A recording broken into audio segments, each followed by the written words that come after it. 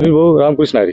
रामकृष्ण हरी. आपण आज ह्या ज्या प्लॉट मध्ये आहोत, हा तुमचा जो ऊसाचा प्लॉट आहे, तर अतिशय उत्कृष्ट तुम्ही आणलेला आहे आणि खरंच याकरता तुम्हाला म्हणजे मनापासून तुमचं अभिनंदन का तुम्ही हा एवढा भारी प्लॉट आणला. तर मला एक सांगा का ह्या प्लॉट चांगला आणण्यामागं, हा जो ऊसाचा प्लॉट चांगला आणण्यामागं तुम्ही काय काय केलंय नेमकं, याच्यामध्ये असं काय केलं तुम्ही का असं चांगला प्लॉट आला? कारण मी ज्यावेळेस सुरुवातीला बघितलं होतं त्यावेळेस प्लॉट असा नव्हता, आज खूपच वेगळा दिसतोय. तर काय नेमकं काय झालं? बापू, आपण नॅटोविंग कंपनीचं ड्रिप एक फोटोवरती 1 लिटर घेतला आपण आणि त्याला पाणी नेमकंच पाहिजे तेवढंच पाणी, रोज पाणी पडतं त्याला. खताचं बापू बेसल डोस माहीत नाही, त्याला काहीच माहीत नाही. पूर्ण वॉटर सोल्युबलवरती आपण ऊस आणला आतापर्यंत. पहिल्या शेवटी 19 1261, त्याच्यानंतर 05234 आलटून पलटून आपण ते आतापर्यंत त्याला ते सोडलं. अजूनपर्यंत याला वरून एकही दाणा टाकेल नाही आणि पाहिजे तेवढेच फुटवे आले त्याच्यामध्ये म्हणजे.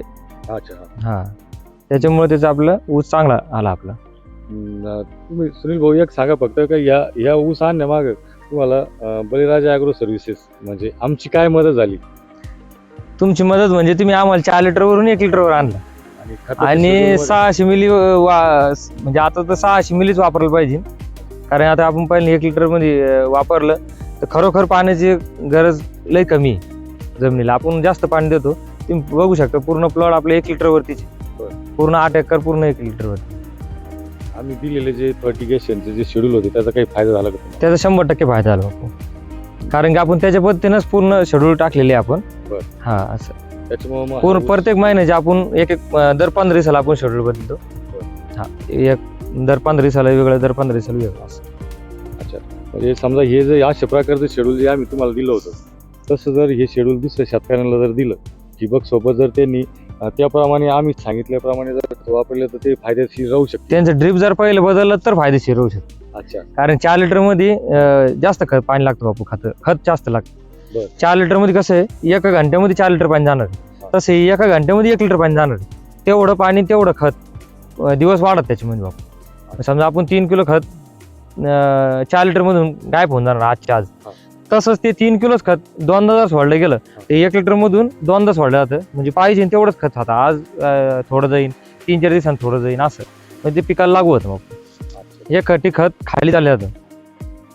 हा, असं म्हणजे कमी डिस्चार्जचं फेस वाढतो आणि जास्त डिस्चार्जचं खाली फेस वाढतो, असं जमिनीत खाली जातं. तुम्ही बघू शकता हे आमचे खूप जवळचे मित्र पण आहेत. यांना मी मागच्या 2 वर्षापासून विनंती करत होतो का 2 लिटरच्या ऐवजी आपण 1 लिटर घेऊ. आधी ते 4 लिटर वापरायचे, त्याला बळजबरी 2 लिटरवर आणलं आणि विनंती करत होतो की 1 लिटरचं डिस्चार्ज नळी घेऊ, थोडंसं वापरू. ते नाही म्हणत मला 2 वर्ष लागले त्यांना समजायला. आणि आता जो आपण त्यांनी लिटर घेतलाय अशा प्रकारचा रिझल्ट आल्यानंतर ते स्वतःहून म्हणतायत आता काय वाटतं बापू? आपला जे मागल्या वर्षी जे प्लॉट होता ना, इथं बाजूला जे प्लॉट लावला होता 75 गुंठ्यामध्ये 129 टन ऊस गेला. हा, त्याच्या 129 टन लगे पक्का लगे डायरेक्ट विशेष नाही. अच्छा, म्हणजे 75 गुंठ्यामध्ये 129 टन. त्याला पण 1 लिटर पूर्ण 1 लिटर. त्याच नळ आपण इकडे वापरलं ना. सुनील भाऊ, आता मला एक सांगा का हा प्लॉट जो तुम्ही आणला हे तर फर्टिगेशन झालं, पण ह्या प्लॉट ज्यावेळेस तुमच्या मनात आलं का आपल्याला ड्रिप करायचंय त्यावेळेस नेमकं काय झालं? मला ती ऐकायला आवडेल. बापू आपण त्यावेळेस मी तुमच्याकडे आलो, मला नळ्या द्या. आपण हे केलं. आमचे 8 एकरचा प्लॉट आहे, 9 एकरचा प्लॉट, 1 खटी एवढ्या नळ्या असं पूर्ण आहे द्या. त्यावेळेस तुम्ही नाही म्हणले, त्यावेळेस आपल्याला डिझाईनच करायची बा असं. तर मग कंपनीची माणसं आले, तुम्ही आले, मग त्यावेळेस आपण डिझाईन केली. डिझाईन प्रमाणेच पूर्ण तयार केलं बापू आपण. समजा असं पूर्ण पाईपलाईन वगैरे येते, पुढे किती लिटर डिझाईन पाहिजे, पुढे किती म्हणजे लांबी रुंदीमध्ये प्लॉट मागे पुढे राहते ना, तर त्याच्यामध्ये आपण पूर्ण हे प्लॉट किती लिटर झाला, ते प्लॉट किती लिटर झाला, याच्यामध्ये आपलं पूर्ण 1 लिटर मध्ये किती 1000 लिटर पाणी पाहिजे आलं त्या प्लॉटला आणि त्याला किती खत पाहिजे, त्या पद्धतीने आपलं डिझाईन तयार झाली पहिल्या शेवटी. हा, असं म्हणजे तुम्हाला ते आवडलं. बळीराजातूनच सगळं डिझाईन वगैरे ते पूर्ण आपली तयार झाली. त्याच्यानंतरच आपण जशी बोललं पूर्ण प्लॉट तयार केले असं. मग तुमचं काय म्हणणं आहे का समजा इतर शेतकऱ्यांनी सुद्धा डायरेक्ट दुकानात जाऊन? नाही बापू, सगळ्यात पहिले म्हणजे ज्याला ड्रिप करत असतात सगळ्यात पहिले त्यांना पूर्ण बळीराजामधून डिझाईन घेणे महत्वाचं आहे. सर्वे करून व्यवस्थित कारण की काय होतं आपलं खतं आहे ना सगळे खाली झाले होते. तर त्याच्यासाठी पूर्ण डिझाईन वगैरे किती लिटर प्लॉट आहे, किती लिटरचा प्लॉट आहे, त्याच्यात किती लिटर खत जाणार आहे बा, असं सगळ्या गोष्टी जर माझून मुकून जर झाल्या तर निश्चित प्लॉटचे ॲव्हरेज बी वाढन आणि कुठेतरी समाधान होईल असं. शेतकरी बंधूंनो तुम्ही बघू शकता सुनील भाऊचं मत काय आहे का. त्यांचं म्हणणं असं आहे की काहीही करा, ज्यावेळेस तुमचा निर्णय होतो ठिबक करायचा तर त्याला पहिलं सर्वे करून घ्या. 1 एकर असो किंवा 10 एकर असो किंवा 50 एकर असो, सर्वे करून घ्या योग्य आणि तज्ज्ञ माणसाकडून. आणि सर्वे झाल्यानंतर त्याचा प्रॉपर डिझाईन करून घ्या.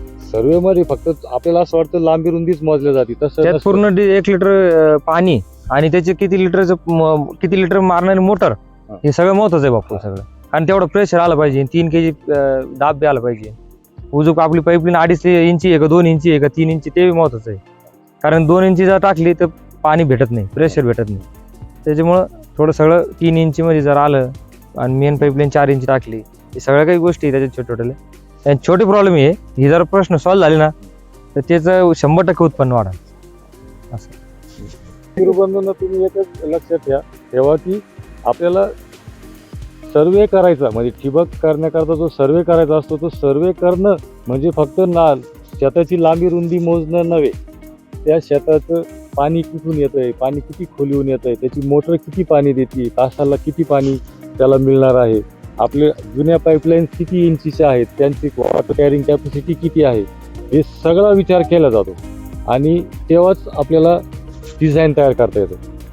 जनरली आज असं ट्रेंड आहे, शेतकरी काय करतात बाजारात जातात आणि कुठल्या तरी प्रकारची एक नळी घेऊन येतात आणि मग काय होतं की त्यांना ज्या प्रमाणात पाहिजे होतं त्या प्रमाणात त्या नफा मिळत नाही. कारण त्यांचे जे खतं पूर्वी वाया जात होते नंतर ठिबक केल्यानंतर पण वाया जात आहेत. आणि हे जे नुकसान होत आहे हे फक्त प्रत्येक शेतकऱ्यांनी लक्षात घेणं गरजेचं आहे शेतकरी.